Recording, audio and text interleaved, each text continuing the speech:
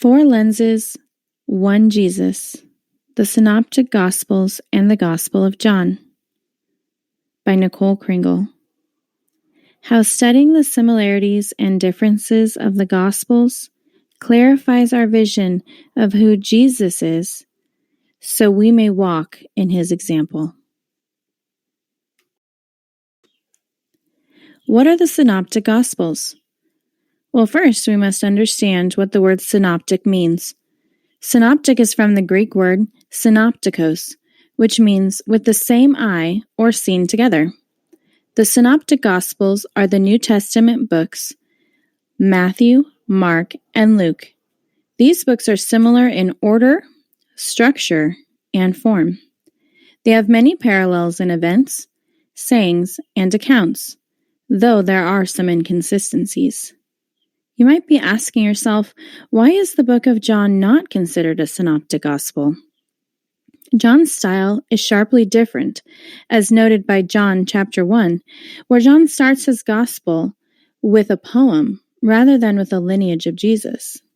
There are different orders of events, as well as a unique presentation of Jesus' character in the Gospel of John. Though there are some inconsistencies within the Gospels, all four demonstrate a shared vision of Jesus. They all have Jesus' life and teachings, like his baptism account and the calling of the disciples. They all have Jesus' teachings on the kingdom, like him teaching that he is the kingdom. They all have Jesus' parables, though different in forms, like the parables of the vine and the branches or the lost coin. They all have Jesus' miracles, like the feeding of the 5,000, healing the sick, oppressed, and possessed. And they all have a passion account, where Jesus lays down his life as a ransom for all. The four themes of the Gospels provide us with a more rich and clear understanding of Jesus. The Gospels each illuminate a clear facet of Jesus' life, character, and ministry. To focus solely on one aspect of Jesus would obscure the richness of his whole character. For example, when Princess Leia is seen in a hologram in the Star Wars movie The Last Jedi, if only a section of her form were presented, or if only her image were seen and her message not heard, it could render her message or her character distorted.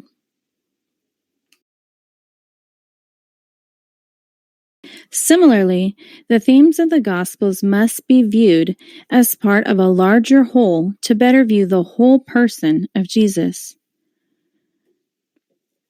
The book of Matthew was written to the Jews, and as such, he focuses on Jesus as the Messiah, the fulfillment of prophecy, and King.